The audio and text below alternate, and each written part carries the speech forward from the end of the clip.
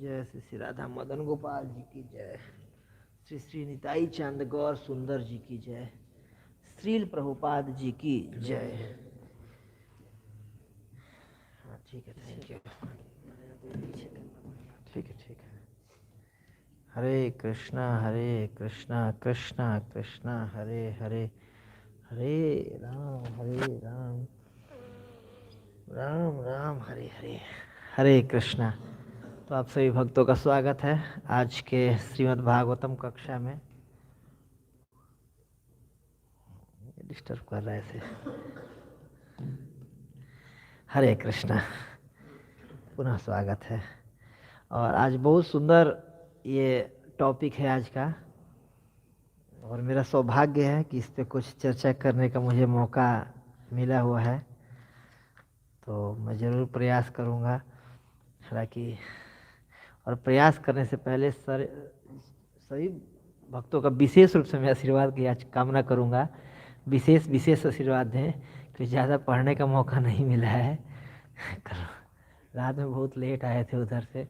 हालांकि मैं इस पे सुना हूँ, एक भागवत सप्ताह सुना हूँ इस पे राधा गोविंद महाराज जी का, और पिछले साल हुआ था भक्ति आश्रम वैष्णव महाराज जी का। तो बहुत अच्छे से पहले चैप्टर को लिए थे, 7 दिन में पहले चैप्टर को ही लेते रह गए थे।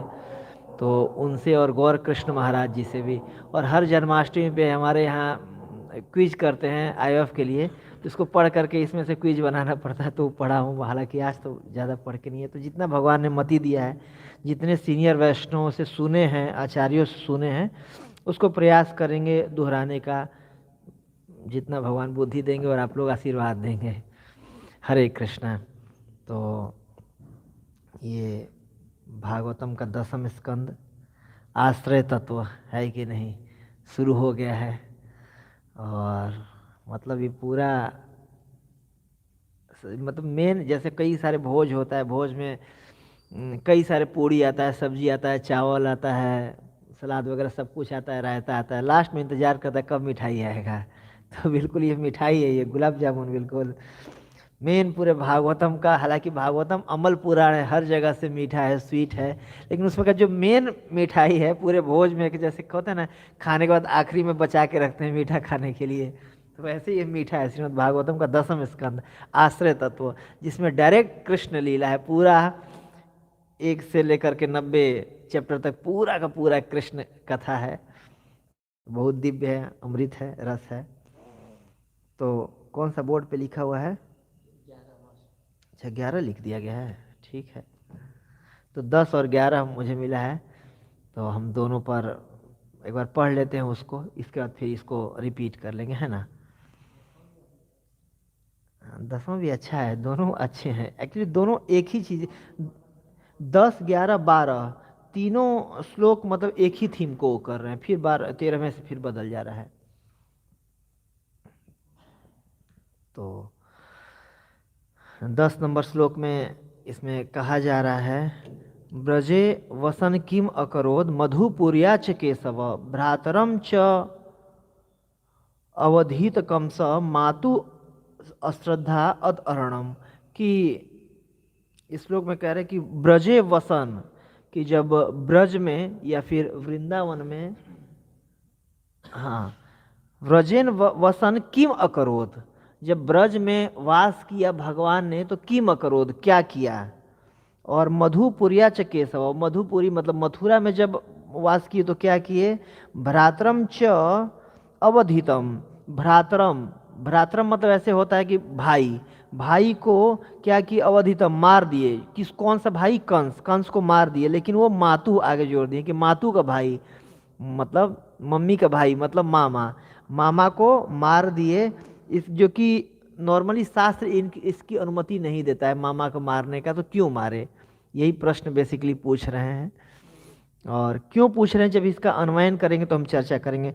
श्रील प्रभुपाद जी इसके उसमें लिख रहे हैं भावार्थ में, भगवान कृष्ण वृंदावन तथा मथुरा दोनों जगह रहे, तो वहाँ उन्होंने क्या किया, उन्होंने अपने माता के भाई मामा कंस को क्यों मारा, जबकि शास्त्र ऐसे वध की रंच मात्र भी अनुमति नहीं देते। जैसे शास्त्र में कहा गया है कि अगर माता पिता कितना भी गलती कार्य कर दें तो बेटे के लिए मारने योग्य नहीं है, हम वध नहीं कर सकते उनका, उसी उनके शरीर से क्योंकि हमारा जन्म हुआ है। तो वैसे ही माता पिता के जैसे ही, जैसे मामा हो गए या बुआ हो गई, वो माता के समान होती हैं, तो अब कुछ भी बुआ गलती कर दे तो मारना नहीं चाहिए उनको, ऐसा नहीं कि गोली मार दें, तो ऐसा नहीं करना चाहिए। शास्त्र में चाहे कुछ भी वो गलत कर दें, फिर भी बेटे का अधिकार नहीं होता है कि माता पिता को मार दे। तो भाई ऐसा क्यों मार दिया, भगवान आए धर्म का स्थापना करने के लिए और पहले ही अपने कार्य से ही धर्म तोड़ रहे हैं। इसका तात्पर्य में श्रील प्रभुपाद जी लिख रहे हैं कि मामा का पद पिता के तुल्य होता है, मामा के संतान न होने पर भांजा ही उनकी संपत्ति का वैध उत्तराधिकारी बनता है। तो फिर कृष्ण ने अपनी माता के भाई को क्यों मारा। महाराज परीक्षित ये बातें जानने की अत्यंत उत्सुकता थी जानने के लिए। ठीक है, अब 11 नंबर श्लोक पढ़ते हैं, इसके बाद फिर इसका भी करेंगे, फिर इस पे चर्चा करेंगे। देहम मानुषिमाश्रित्य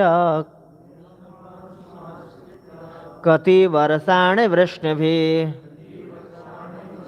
यदुपुर्या सह वात्स्य पत्न्य कत्य प्रभवन प्रभोः पत्न्यः कतीय भवन प्रभो। देहं मानुषम आश्रित्य कति वर्षाणि वृष्णिभिः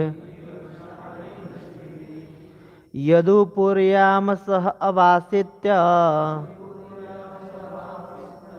पत्न्यः कति अभवन प्रभोः।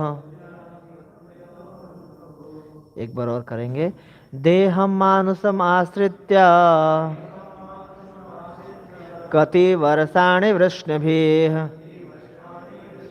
यदुपुर्याम सह अभवत् पत्न्य कति अभवन प्रभो। आप लोग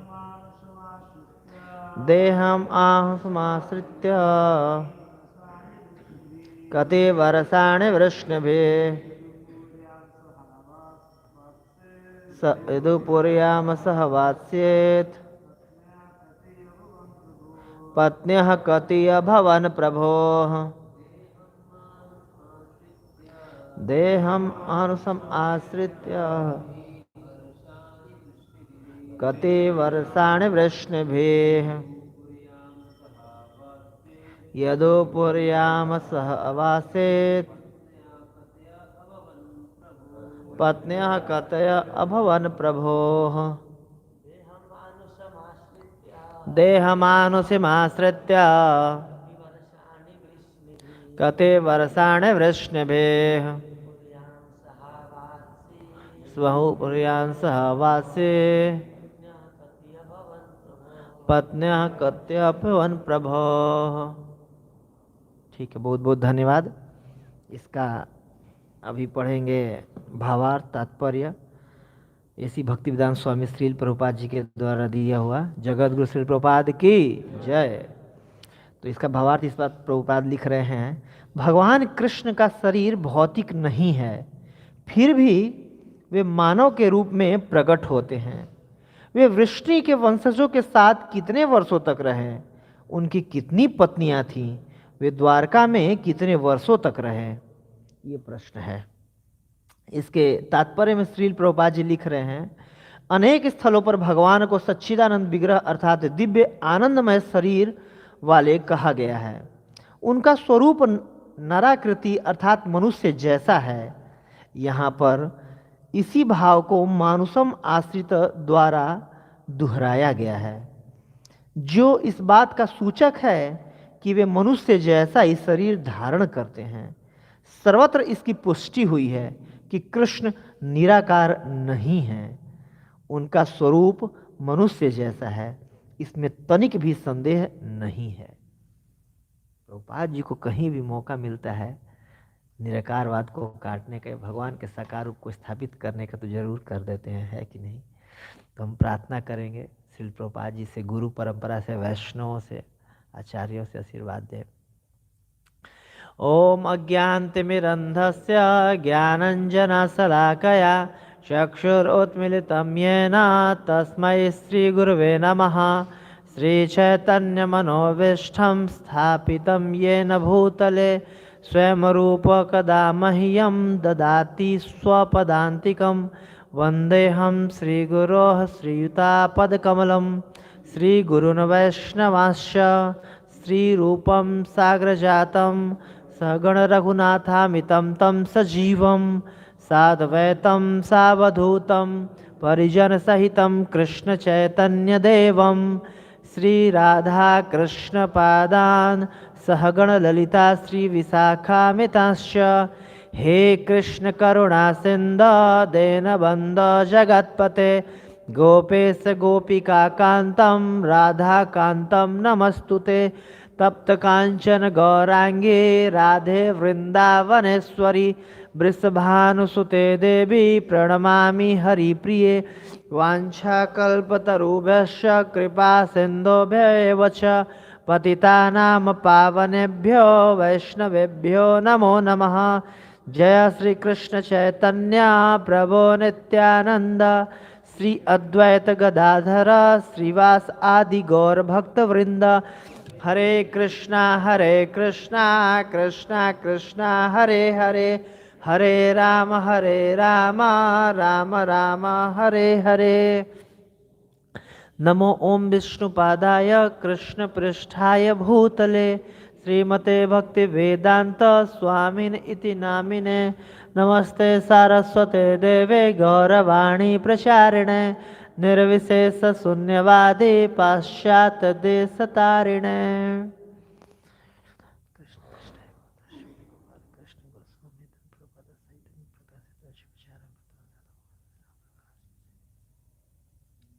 मुकम करोति वाचालम पंगुलंगयेत गिरिम यत् कृपातमहं वन्दे श्री गुरुन् दीनतारिण परमानंद माधवम श्री चैतन्येश्वरम। हरे कृष्णा। तो विशेष रूप से मैं दोबारा सभी वैष्णव से आशीर्वाद की कामना करूंगा। विशेष रूप से प्रभु जी आशीर्वाद देंगे मन ही मन में। तो बहुत सुंदर प्रसंग है ये, और बहुत सुंदर उत्कंठा देखने को मिल रहा है। श्रोता का क्या उत्कंठा होना चाहिए, क्योंकि जितना ज़्यादा श्रोता का श्रवण करने में उत्कंठा होता है, उतना ही वक्ता भी उत्साहित होता है कि हाँ सुनना चाहते हैं, लोग सुनना चाहते हैं।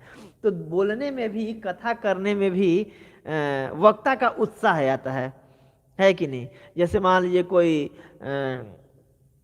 हम देखे होंगे सत्यनारायण भगवान का कथा होता है गाँव में। अब पंडित जी कथा कर रहे होते हैं और कई सारी स्त्रियां होती, ज़्यादा पुरुषों को तो टाइम होता नहीं सुनने का, और वो बैठ गई हैं घूंघट करके ऐसे और आपस में सो रही होती हैं। उनको ही पता है पंडित जी को कि इनको ना, क्योंकि संस्कृत में पढ़ रहे होते हैं ना, उनको कुछ समझ में आना है, तो ये भी बिल्कुल गोली के रफ्तार से जल्दी जल्दी करते हैं, क्योंकि और भी कई जगह जाना है कथा कराने, क्योंकि पूर्णिमा के दिन या इसी दिन कई लोगों के घर कथा होने वाला होता है कि नहीं। तो वो वक्ता में उत्साह नहीं होता है जब श्रोता में उत्साह नहीं होता है, तो है कि नहीं। तो यहाँ पर इस प्रसंग में देखने का ये मिल रहा है, क्योंकि लगभग 3.5 पौने 4 दिन के करीब हो चुका है।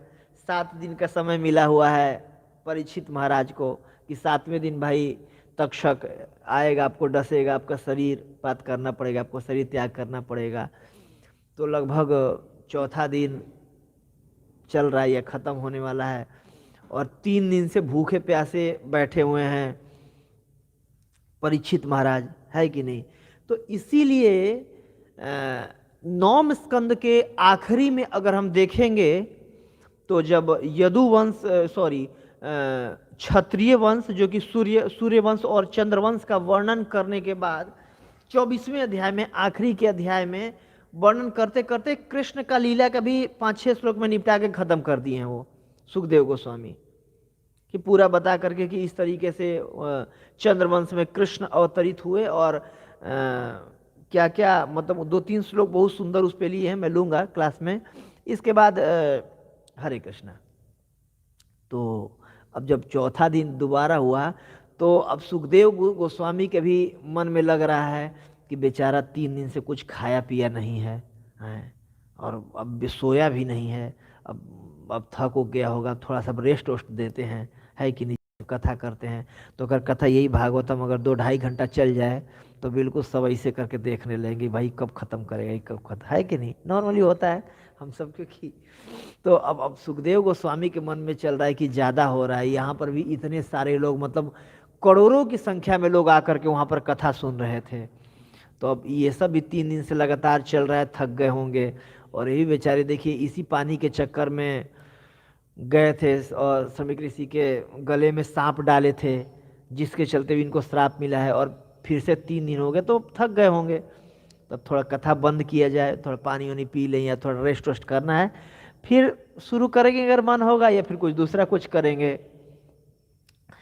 तो सुखदेव गोस्वामी अब को उत्साहित करने के लिए कि और कथा करें और कथा करें, तो श्रोता जैसे कि अपनी तरफ से फिर यही चीज़ पूछना सब शुरू करते हैं कि उनको उत्साह आए और कथा करने में। बोल रहे हैं कि आप टेंशन मत लीजिए, 3 दिनों से जो मैं मतलब वो खा पी नहीं रहा हूँ, तो आपके कथा रूपी अमृत से मैं तृप्त हो रहा हूँ, बिल्कुल तृप्त हो रहा हूँ, मतलब पीते जा रहा हूँ, और वो अमृत मुझे शक्ति दे रही है, और थोड़ा भी मुझे थकान वगैरह का महसूस हो नहीं रहा। अब और कथा करिए और कथा करिए।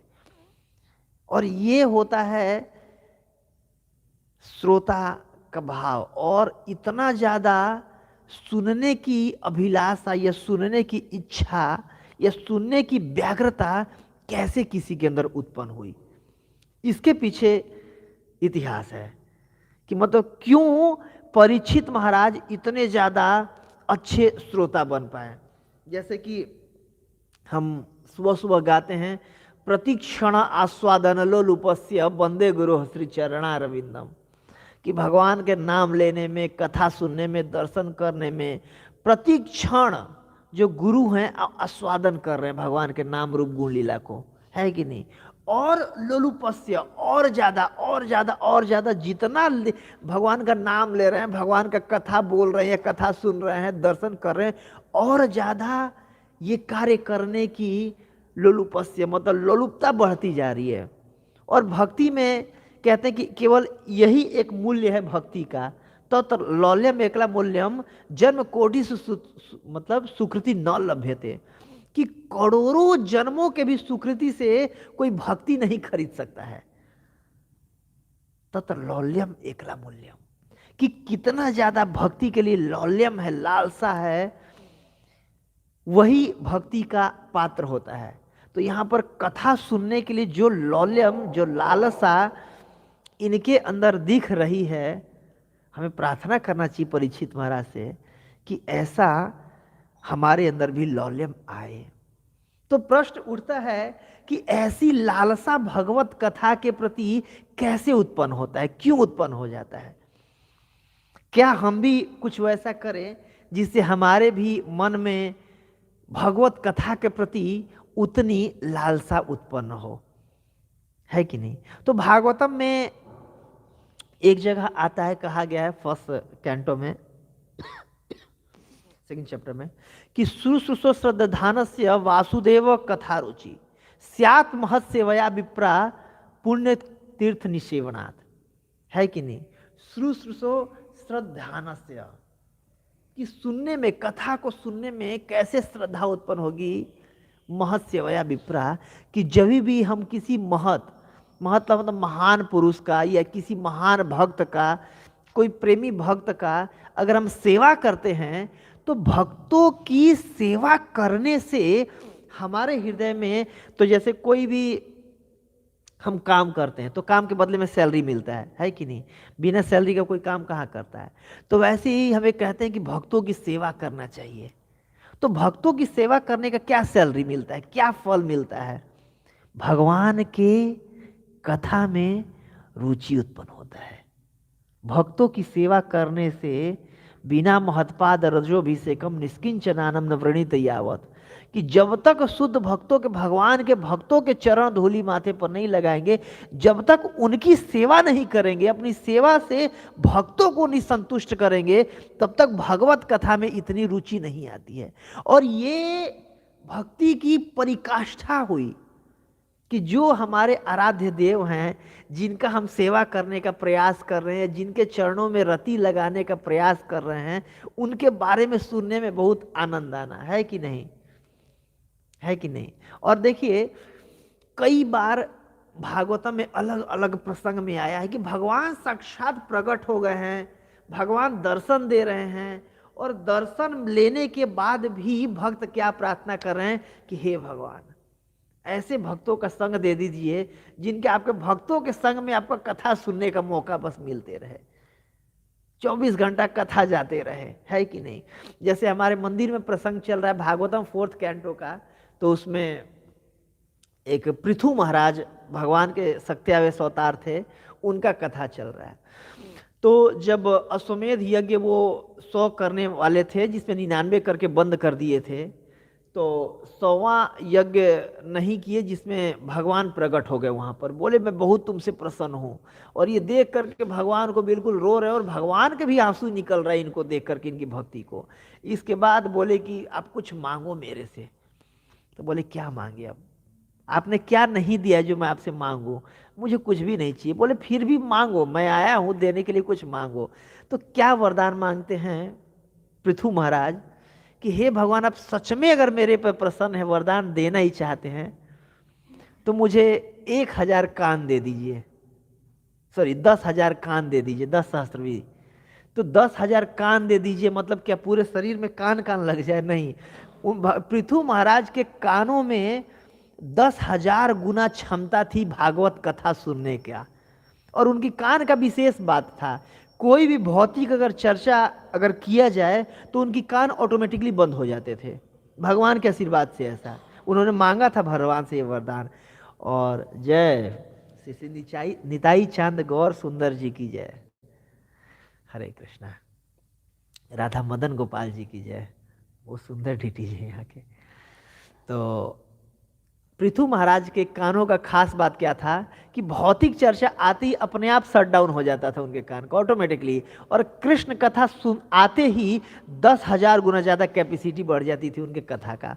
ये एक शुद्ध भक्तों का, प्रेमी भक्तों का लक्षण होता है। जैसे देखिए, मान लीजिए अगर रामायण का कथा कहीं चल रहा हो और वहाँ पर तुलसीदास जी बैठे हों कथा सुनने के लिए, और वहाँ पर अगर एक लाइन अगर बोला जाए कि राम जी के पिता का नाम दशरथ महाराज था, तो इतना ज़्यादा एक्सटेसी आ जाएगी तुलसीदास जी के अंदर, ओह राम जी के पिताजी दशरथ महाराज थे, आह कितना सौभाग्य था कि दशरथ महाराज राम के पिताजी। देखिए उन्होंने ही वो लिखा हुआ है ग्रंथ, क्या उनको पता नहीं है कि राम जी के पिताजी दशरथ महाराज थे? लेकिन वही कथाएं भगवान का, जो जितना जिनकी रति भगवान में लगी रहती है उतना ज़्यादा उसको रिलीज करते हैं। हम सुनते हैं कि जैसे कि श्रील प्रभुपाद जी, अब कई कई बार हम ऐसा सुनते हैं, और प्रभुपाद जी के कई शिष्य लोग भी सुनाते हैं कि अक्सर बोलते थे कि बैठो और बैठ करके कृष्णा बुक सुनाओ मुझे। क्या भगवान प्रभुपाद जी को पता नहीं था कि कंस ने मारा था कृष्ण को, मतलब सॉरी भगवान ने कृष्ण मारा था कंस को या अघासुर बकासुर? उसी कथा को बार बार कई घंटे सुनते थे। प्रभुपाद जी ने पुस्तक लिखी हुई है, सब कुछ पता है, फिर भी सुनते थे। क्यों? कथा रुचि, कथा रुचि है कि नहीं? एक कहते हैं कि राम कथा जिन सुनत या घाही, रस विशेष तिन जानत नाही, कि जो भगवान की कथा को सुनने में अघा जा रहा है कि बस बहुत हो गया, अब इसका मतलब रस में डूबे ही नहीं, वो रस आना ही नहीं शुरू हुआ कि कोई भी चीज करने में मजा आ रहा है, मजा आ रहा है तो चल और मजा लेते रहे। और यही भौतिक और आध्यात्मिक चीजों में अंतर होता है। जैसे हम शिक्षाष्टकम का पहला श्लोक गाते हैं, आनंदम बुद्धिवर्धनम प्रतिपदम पूर्णामृत आस्वादनम, कि आध्यात्मिक चीजों में करते करते समय के साथ उसमें और रति आनंद बढ़ता जाता है, आस्वादन और लोलुपता बढ़ते जाता है।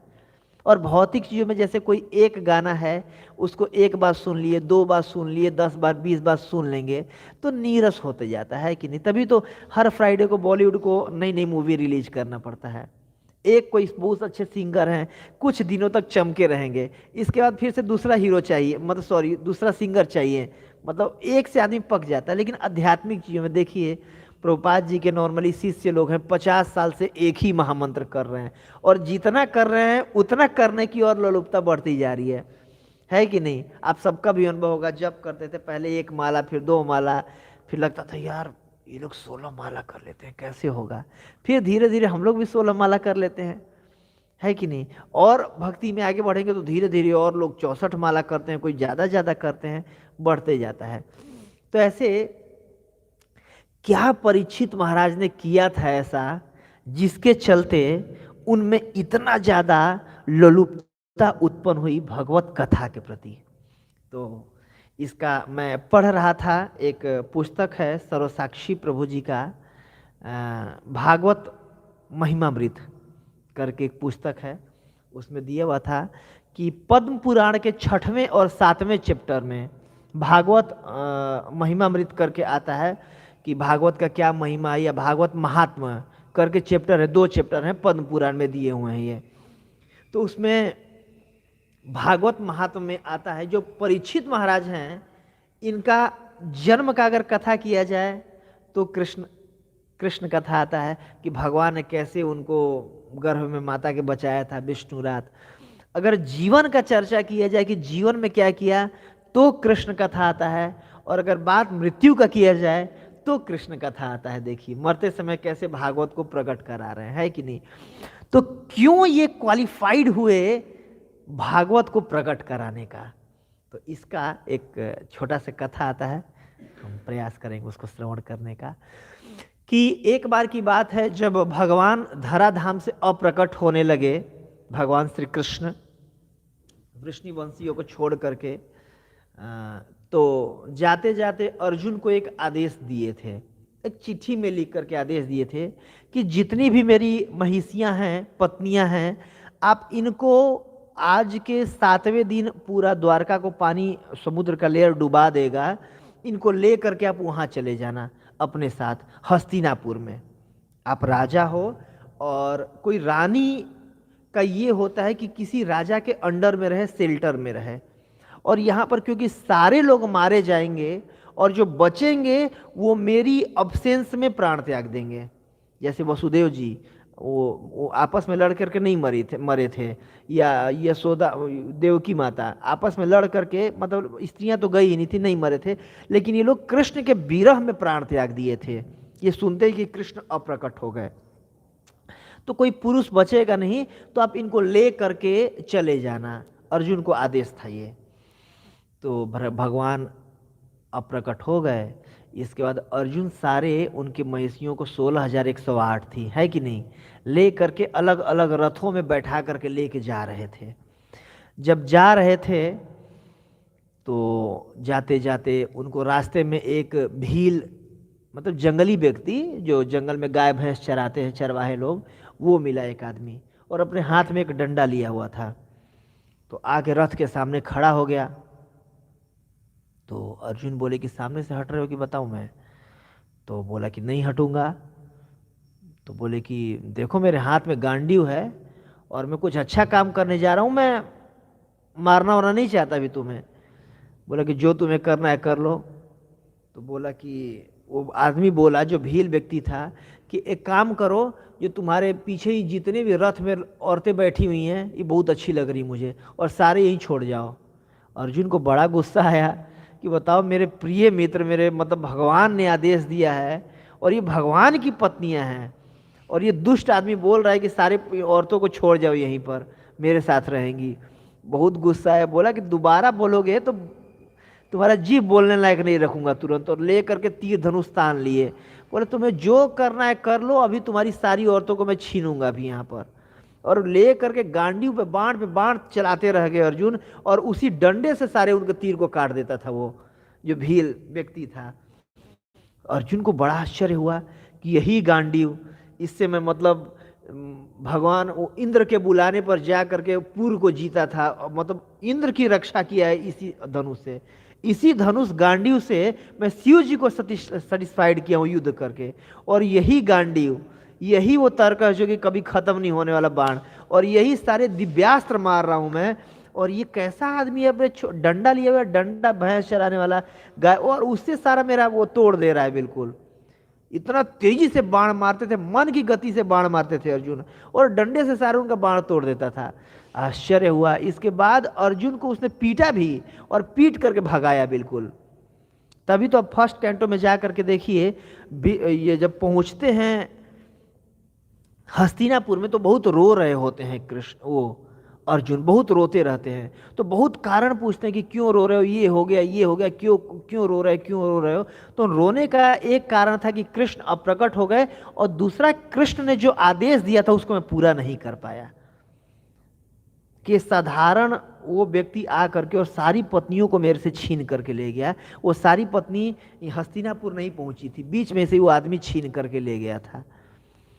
तो और इसके बाद उन पत्नियों का कुछ पता नहीं चला, और काफी साल बाद वही सारी जो भगवान की पत्नियां थीं, वो कुसुम सरोवर के बाद जब बजरनाभ जी को राजा बनाया परीक्षित महाराज ने, वहाँ का मथुरा प्रदेश का, माथुर प्रदेश का, मधुपुरी प्रदेश का, तो सारी भगवान की पत्नियां बहुत बहुत दुखी थी, निराश थी और रो रही थी। तब कई सारा स्त्रियों को रोने का आवाज़ सुन करके बजरनाभ जी उनसे वो किए थे कि भाई कौन है ये सब। तो पता चला कि भगवान की पत्नियां हैं, मतलब हमारी परदादी लोग हैं और यहाँ पर हैं।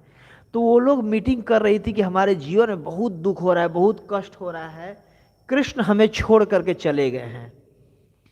तो अब ये हुआ कि उपाय ये बताया गया कि आप लोग सब मिल करके कीर्तन कीजिए यहाँ पर। कालिंदी जो थी वो अप्रसन्न नहीं रहती थी, क्योंकि कालिंदी वृंदावन में पहले से भी थी, तो कालिंदी को कोई अप्रसन्नता नहीं होता था। तो कालिंदी ने उपाय बताया। कालिंदी जो यमुना है भगवान की पत्नी है कि नहीं। तो उन्होंने बताया कि अगर आप कीर्तन कीजिएगा तो यहाँ पर उद्धव प्रकट होंगे, और वो भी यहीं पर गुलमलता के रूप में रहते हैं। उद्धव कुंड आज है कुसुम सरोवर के पास, ये पीछे साइड में। तो वो आकर के आपको कृष्ण कथा करेंगे, और कृष्ण कथा सुन करके आपका दुख चला जाएगा। तो वहाँ पर खूब कीर्तन होता है, बजरनाभ जी कीर्तन कराते हैं, सारी पत्नियां भाग लेती हैं, और परीक्षित महाराज वहीं पर भाग लिए रहते हैं। इसके बाद जो उद्धव जी धीरे धीरे वहाँ प्रकट होते हैं। तो उद्धव जी प्रकट होते हैं तो फिर कहते हैं उद्धव जी कि ठीक है मैं कृष्ण कथा सुनाऊंगा, लेकिन क्योंकि कलयुग शुरू हो चुका है तो कभी भी जो कली है इसमें डिस्टर्ब कर सकता है। अतएव हे परीक्षित आप एक काम करो। आप क्या काम करो? आप गार्डिंग करो, मतलब आप पूरे जहाँ पर ये तंबू के में हो रहा है, जहाँ पर कृष्ण कथा, चारों तरफ से आप पहरा दो कि एकमात्र पृथ्वी पे आप ऐसे व्यक्ति हो जो कि कलयुग को भी हरा सकते हो। क्योंकि कलयुग एक डेमी गॉड है, देव बॉडी में, देवता का शरीर है, उसको भी आप हरा सकते हो। तो आप गार्डिंग करो, इसमें रक्षा करो। तो परीक्षित महाराज क्या किए थे? 7 दिन तक रक्षा किए थे टेंट के बाहर बाहर। तो बोले बहुत वो रोने लगे कि देखिए आप कृष्ण कथा कहने जा रहे हैं और भगवान के आप अनन्य प्रेमी भक्त हैं, पता नहीं मेरे को दोबारा कृष्ण कथा सुनने का मौका मिलेगा कि नहीं। तो वो बोले थे, उन्होंने उद्धव जी ने उनको आशीर्वाद दिया था कि हे परीक्षित, आप मौका दे रहे हो मुझे कृष्ण कथा कहने का, आप मौका दे रहे हो ये सारी भगवान की पत्नियों को के दुख को मिटने का, है कि नहीं, मिटाने का।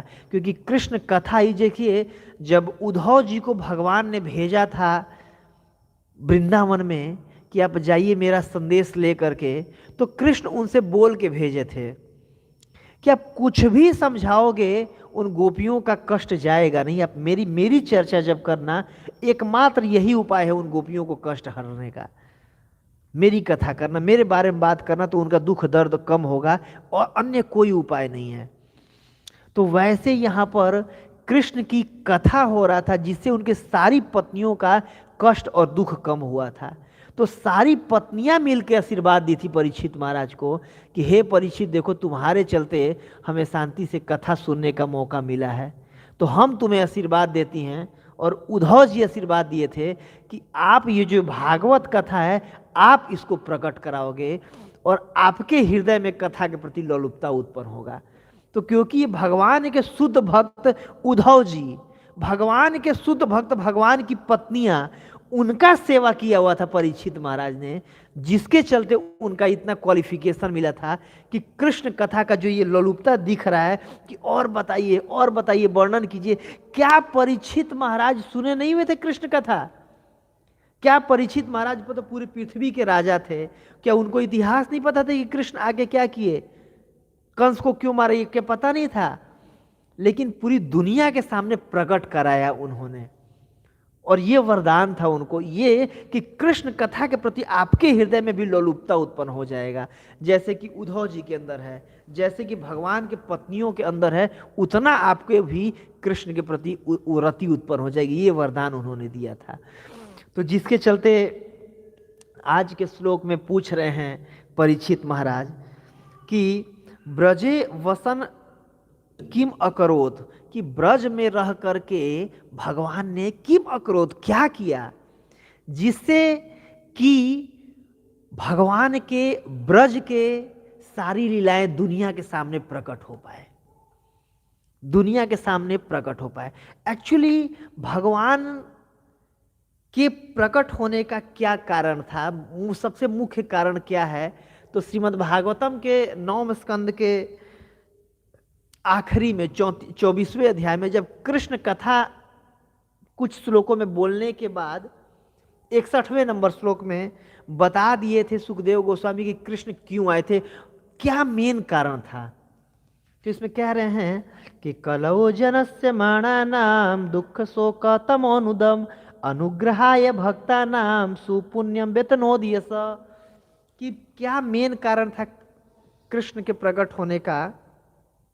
निश्चित रूप से कहते हैं, या भगवत गीता में भगवान ने स्वयं बोला है, परित्रणाय साधु नाम विनाशाय च दुष्कृताम धर्म संस्थापनार्थाय संभवामि युगे युगे। तो ये एक तो कारण है ही परित्राण करना भक्तों का और दुष्टों का विनाश, धर्म का स्थापना। तो कैसे कैसे करना है इसको, कैसे? तो उसमें बोल रहे हैं कि विशेष रूप से कलऊ जनस्य माणा नाम, कि कलयुग में जो हम लोग हैं, हमारे कलयुग के जन के लिए। क्योंकि आप देखिए द्वापर 8, जैसे कलयुग 4,32,000 साल का है कि नहीं, द्वापर 8,64,000 साल का। 8,64,000 साल में जो भगवान श्री कृष्ण धराधाम पे आए थे, प्रकट हुए थे, आखिरी के 100 साल में, लास्ट के 100 ईयर, है कि नहीं? 8,64,000 के सामने 100 साल है ही क्या, कुछ नहीं है, जीरो, बिल्कुल ना के बराबर है। तो कलयुग के लोगों को तो विशेष रूप से फायदा नहीं हुआ था, बस कहा जाता है कि भगवान द्वापर में है, द्वापर में है, कोई मतलब विशेष फायदा। और भगवान जब धराधाम पे थे भी तो मुश्किल से गिनती के कुछ लोगों को पता था कि supreme personality of God head है, परम पुरुषोत्तम भगवान है, सबको नहीं पता था, सारी दुनिया को नहीं पता था उस समय।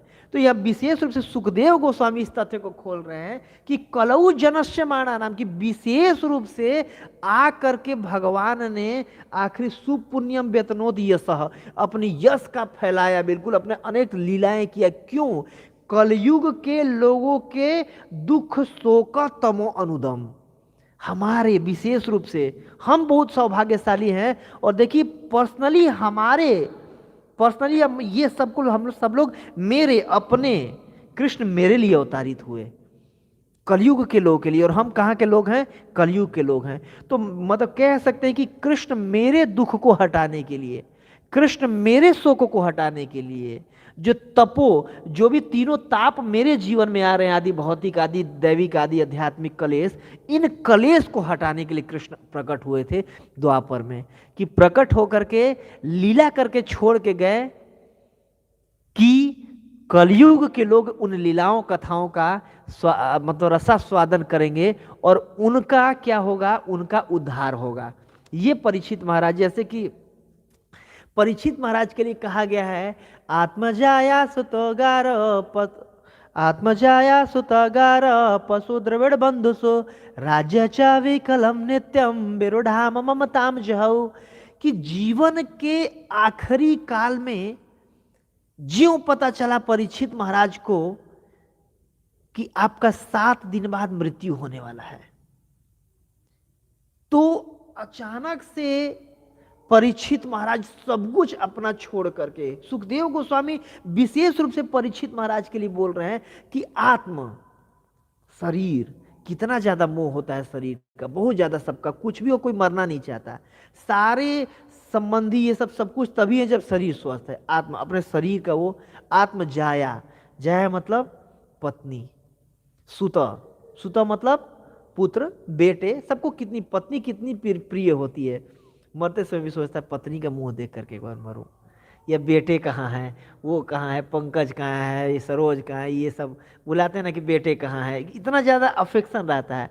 आत्मजाया सुता अगार, अपना भंडार है कि नहीं। अब राजा है तो कितना, पूरी पृथ्वी के राजा है तो कितना बड़ा कोष होगा, राज्य कोष होगा, और सबको पैसे से, मनी धनी, सबको पैसे से अटैचमेंट होता है कि नहीं। अगार, जितने पशु, जितने भी पहले के जमाने में जो धन माना जाता था, कितनी गायें हैं, कितने घोड़े हैं, कितने एलिफेंट हाथी हैं, ये भी एक तरह से समृद्धि माना जाता था, है कि नहीं। कि जैसे नंद महाराज के पास 9 लाख गायें हैं तो इतने अमीर आदमी, इनके पास इतने घोड़े हैं, इतने हाथी हैं। तो पशु द्रविण बंधुसु, द्रविण मतलब कोष वगैरह, और बंधुसु जितने रिश्तेदार थे सबका तुरंत मोह छोड़ दिया उन्होंने, परीक्षित महाराज ने। क्यों? राज्य च अविकलम, अविकल राज्य था, जहां तक नजर जाए अपना ही साम्राज्य था, सब कुछ छोड़ दिया। विरूढ़ाम ममताम जो, क्यों? कृष्ण के प्रति उनकी ममता लगी हुई थी, कृष्ण कथा बचपन से ही वो सुनते थे। कृष्ण के प्रति अगर अनुरक्ति होगी तब जाकर के हम भौतिक जगत से स्वतः हमारे अंदर वैराग्य उत्पन्न हो पाएगा। भक्ति परेशान भव विरक्ति अन्यत्र, भक्ति का एक लक्षण है। भक्ति के 2 बेटे हैं भक्ति देवी के, ज्ञान और वैराग्य। भक्ति आएगी तो अपने आप भौतिक चीजों से वैराग्य उत्पन्न होती है। लाना जबरदस्ती नहीं करना है, स्वतः वैराग्य उत्पन्न होता है कि नहीं।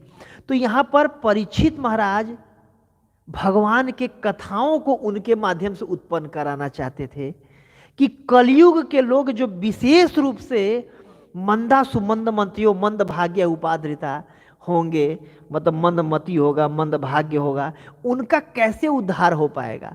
तो जब कृष्ण कथा सुनेंगे, कृष्ण कथा जब हृदय में जाएगी तो कृष्ण कथा अपने आप विरक्ति उत्पन्न करती है, जबरदस्ती करके लाना नहीं पड़ता है। अगर जैसे हम खाते हैं तुष्टि पुदि छुत अपायनोनुघासम, भोजन करते हैं तो अपने आप सेटिस्फाइड होते हैं, बल मिलता है और भूख मिटता है, वैसे कृष्ण कथा का ये फल है। और सेम चीज श्रीमती राधा रानी भ्रमर गीत में बोल रही हैं, कृष्ण कथा का गुणगान करते हुए। और ये क्या कह रही हैं?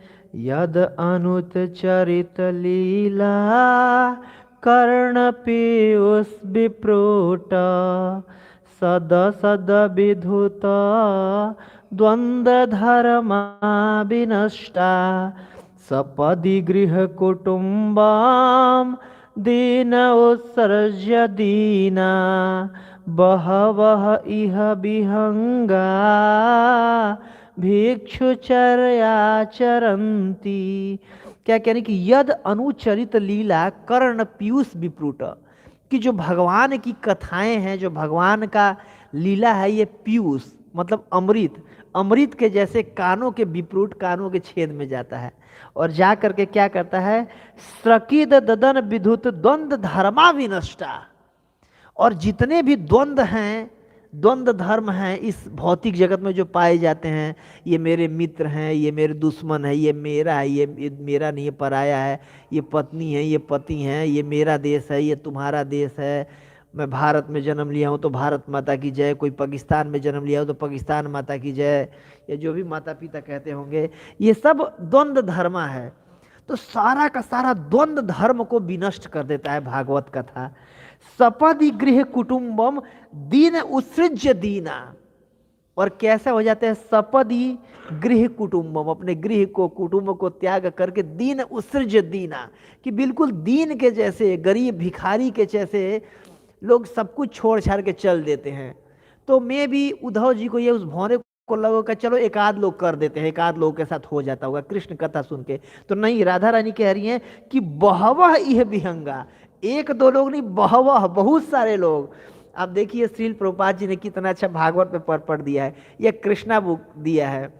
ऐसा है कृष्णा बुक, मतलब विशेष रूप से मेरी जो अनुभूति है, मैं भागवत का पहले टीका पढ़ चुका था। मेरे घर में पहले से था रस सागर, सुख सागर और प्रेम सागर, ये 10वें स्कंद का टीका है। और लेकिन जो प्रभुपाद जी का जो टीका है, मतलब श्री पुरुषोत्तम करके कृष्णा बुक करके आप लोग देखे होंगे, जो प्रभुपाद जी का टीका है, इतना सुंदर प्रभुपाद जी ने टीका कि बहवह, कई सारे लोग घर द्वार छोड़ करके देखिए आ करके एक बार कृष्ण के चरणों में ऐसी रति होती है कि अपने आप धीरे धीरे धीरे धीरे, जबरदस्ती नहीं करना है, अपने आप धीरे धीरे क्या कर देता है, बहवह यह विहंगा। विहंग मतलब होता है पक्षी, जैसे पक्षी होते हैं ना, कि ज्यों कोई पक्षी अंडा देता है, कुछ दिनों बाद ज्यों उसके पंख आ जाते हैं, बड़े हो जाता है, विहंगा उड़ जाता है उस घोंसले को छोड़ करके। बहवह यह विहंगा भिक्षु चर्या चरंती, जैसे पक्षी होता है, कहीं यहाँ पर जाकर कुछ खा लिया, खा करके उड़ गया, कुछ वहाँ जाए खा लिया, परसों वहाँ खा लिया, आज इस पेड़ पर कुछ खा लिया, अगले दिन उस पेड़ पर खा लिया, परसों दिन उस पेड़ पे खा लिया। बहवह यह विहंगा भिक्षु चर्या चरंती, भिक्षु के जैसा आचरण करके लोग जीने लगते हैं।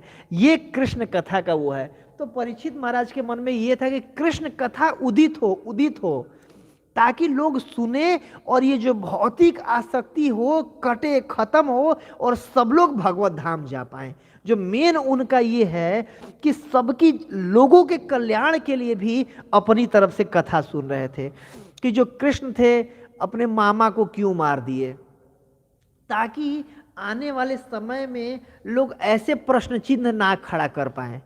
कृष्ण देखिए धर्म का स्थापना करने के लिए उत्पन्न हुए हैं, और मामा को मारना कोई धर्म है? नहीं धर्म है।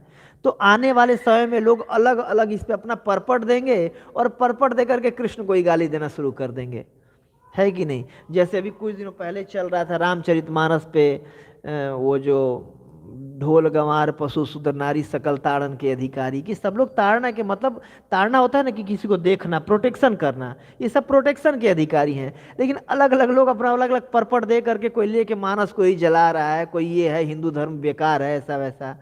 तो आने वाले समय भी लोग करने लगेंगे। इसलिए सुखदेव गोस्वामी एक प्रामाणिक व्यक्ति हैं और उनके मुख से प्रमाण दुनिया के सामने वो करवाना चाहते थे। कहीं भी ऐसा होता है तो देखिए परीक्षित महाराज, आप पूरा भागवत पढ़ेंगे ना तो पूछ रहे कि देखिए भगवान जो थे धर्म की स्थापना करने के लिए आए थे, लेकिन हम देख रहे हैं कि दूसरों की स्त्रियों के साथ 12 बजे रात में बुला करके नाच रहे हैं, ये कोई धर्म हुआ? पूछ रहे हैं, प्रश्न कर रहे हैं। देखिए भागवत में अगर 33वें अध्याय में तो ये प्रश्न कर दिए परीक्षित महाराज। क्या परीक्षित महाराज को पता नहीं था कि गोपियां कौन है, या उनको ये नहीं पता था कि भगवान का ऐश्वर्य क्या है, भगवान क्या है? लेकिन फिर भी एक प्रामाणिक व्यक्ति से जब ये चीज़ आंसर दिलवाएंगे तो लोग स्वीकार करेंगे उसको। तो वही यहाँ पर भाव है अंदर का कि कंस को क्यों मारा, ताकि बताएं कि कंस कितना बड़ा डिफॉल्टर आदमी था और उसने क्या क्या काम किया हुआ था, जिसके चलते भगवान को, हालांकि वो मामा था। देखिए एक बार महाराज से मैं कथा सुन रहा था 2 साल पहले रोहिणी में, भक्ति आश्रम वैष्णव महाराज थे, तो महाराज इसी श्लोक के उसमें बता रहे थे कि मामा जिसमें 2 बार माँ आया है, एक माँ कितना प्रेम करती है। तो मामा मतलब कितना ज़्यादा मामा प्रेमी होते हैं। कई बार अगर हम देखा गया है आज के भी समाज में कि कई बार जो स्त्री होती है उसके मतलब पति को कुछ हो जाता है या शरीर त्याग देते हैं तो अपने चली जाती है मायके में रहने के लिए, तो जो मामा होते हैं वही बच्चे का प्रोटेक्शन करते हैं।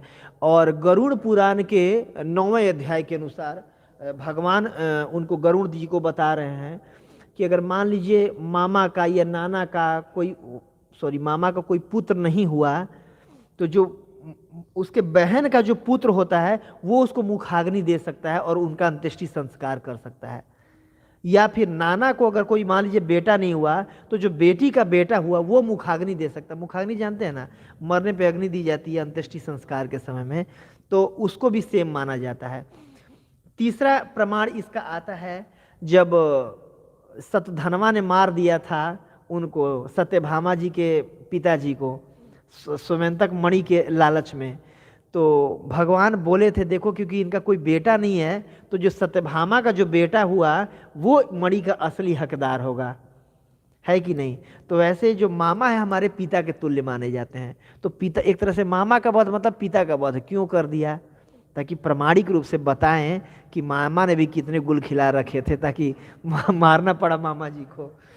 तो और जो विशेष रूप से इसमें महाराज बता रहे थे, राधा गोविंद महाराज जी श्री सनातन गोस्वामी के टीका से, कि तीनों चीज इसमें पूछ दिए हैं कि ब्रज में रह करके क्या किया, मतलब पूरा ब्रज का लीला बताइए।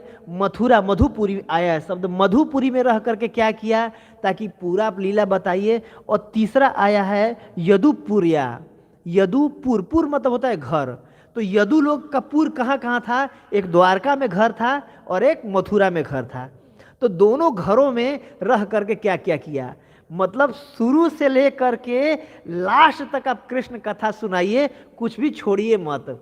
इन 2 श्लोकों में श्री सनातन गोस्वामी पाद बता रहे हैं कि इस मानसिकता से ये प्रश्न किए कि पूरा कृष्ण कथा विस्तार से बताइए, अब मतलब उसमें छोड़िए मत कुछ भी। तो इसलिए 2 श्लोक उद्धृत किए गए थे। ठीक है, हरे कृष्णा, बहुत बहुत धन्यवाद सबका। किसी का कोई प्रश्न हो तो पूछ सकते हैं। बहुत सुंदर, ये बहुत सुंदर श्लोक था ये। ठीक है, किसी का कोई प्रश्न है बताइए। ओ सॉरी सॉरी, हाँ बताना मैं भूल गया। जो भील थे प्रभु जी, ये स्वयं भगवान कृष्ण ही थे, वो भील के रूप में आए थे। और वो इसका मेन कारण था आने का भी, कि अर्जुन को भी ये था कि भाई मैं मतलब सबसे ज़्यादा महान धनुर्धर हूँ, पूरी पृथ्वी को जीत रखा हूँ। तो जब तक आदमी का मतलब भगवान कुछ भी सहन करते हैं, अपने शुद्ध भक्तों के अंदर अहंकार नहीं सहन करते हैं। और अर्जुन के अंदर ये हम नहीं कह सकते हैं देखिए कि अहंकार है, लेकिन जैसे सत्यभामा जी को अहंकार हो गया था, तो हनुमान जी जा करके उनसे पूछे कि हे भगवान, बहुत बहुत धन्यवाद आपने दर्शन दिया, लेकिन अपने बगल में इस कौन सी दासी को बैठा रखे हैं आप। तो सत्यभामा जी को लगता था कि भाई मेरे से सुंदर तो पृथ्वी पे कोई है ही नहीं। और हनुमान जी कह रहे हैं कि आप ये माता सीता कहाँ है, ये दासी को क्यों बैठा रखा है आपने अपने बगल में। तो उनका वो कॉन्फिडेंस लूज हुआ। या गरुड़ जी को था कि मेरे जैसा तो है ही नहीं कोई, मन के वेग से मैं चलता हूँ। तो भगवान भेजे थे कि जाइए आप थोड़ा हनुमान जी को बुला के लाइए। तो गरुड़ जी आके बोले थे कि आओ पीठ पे बैठो, ले चलूँगा मैं। बोले नहीं नहीं चलिए मैं आ जाता हूँ। तो बोले बैठ रहे हो कि देखो भगवान ने आदेश दिया आके बैठो। तो ज़्यादा मन मान नहीं रहते, तो अपने पूंछ से उनको उठा के फेंक दिए, और मन के गति से भी तेज गति आकर के तुरंत वो द्वारका में आ गए। और जब आए तो देखे कि हनुमान जी यहीं पर बैठे हुए हैं। तो उनका भी हुआ कि नहीं भाई साहब, मेरे से भी कोई बड़ा वीर है। ये सुदर्शन चक्र का था कि उनको लगता था कि मेरा बेग को तो कोई कंट्रोल ही नहीं कर सकता था। अब जब भगवान के गेट पे भगवान ने उनको खड़ा कर दिया, किसी को अंदर नहीं आने देना है। हनुमान जी ने जब एंट्री किया तो बोले कि भाई अंदर तो जा नहीं सकते, भगवान बैठे हुए हैं माता सत्यभामा के साथ। तो बोले नहीं नहीं मुझे जाना है, भगवान ने बुलाया है। तो बोले हम तो जा नहीं सकते। बिल्कुल अपना रफ्तार बढ़ा दिया, सुदर्शन चक्र ने अपना कांति बढ़ा दिया, और हनुमान जी ने उनको ऐसे पकड़ के दांत में दबा लिया, और इसके बाद भगवान से मिलने गए। तो बोले चक्र ने रोका नहीं। हाँ रोका था, दांत में से निकाल के दिखाई, यही था चक्र आपका। तो उनको लगा भाई साहब, उनको भी वैसे अर्जुन को भी था कि पूरी, क्योंकि पृथ्वी का पूरा वो करवाया था, सबको जितवा दिया था अर्जुन को भगवान ने अपनी शक्ति प्रदत्त करके। और शुद्ध भक्ति के मार्ग में जो अहंकार होता है कई बार बाधा पड़ जाता है। इस वजह से बाकी जो अपने लोग थे उनको तो सबको मरवा के भगवान ने वापस पहुंचा दिया। अर्जुन का कैसे कम किया, इस तरीके से कि स्वयं भगवान उस भील के रूप में आ गए थे और उस डंडे से सारा उनके दिव्यास्त्र को वो कर दिए। तो अर्जुन को हराना साधारण बात थोड़ी ना था। और भगवान अपने, क्योंकि भगवान की जो पत्नियां शक्ति तत्व हैं, कोई जीव तत्व थोड़ी ना भोग सकता है शक्ति तत्व को, तो भगवान उनको ले गए थे और ब्रज में उनको छोड़ दिए थे। ये आता है भागवत महात्म्य में आता है। यही प्रश्न आज के 2012 में पूछा गया था भक्ति पुरुषोत्तम महाराज के द्वारा। गौर कृष्ण महाराज जब कथा सुना रहे थे तो, कि वो कौन थे, वो कैसे आगे कर लिए। तो महाराज, इसको आप लेक्चर में है, मैं भेज दूंगा, महाराज इस चीज़ को बताए हैं कि वो कृष्ण ही थे और आकर के अपनी पत्नियों को छीने थे उनसे। महाराज को आंसर दे रहे हैं। हरे कृष्ण। बहुत बहुत धन्यवाद। जगत गुरु श्रील प्रभुपाद की जय। ग्रंथराज श्रीमद् भागवतम की जय। हरे कृष्ण। आप सब भक्तों की जय। खींचिए जरा। हरे कृष्ण।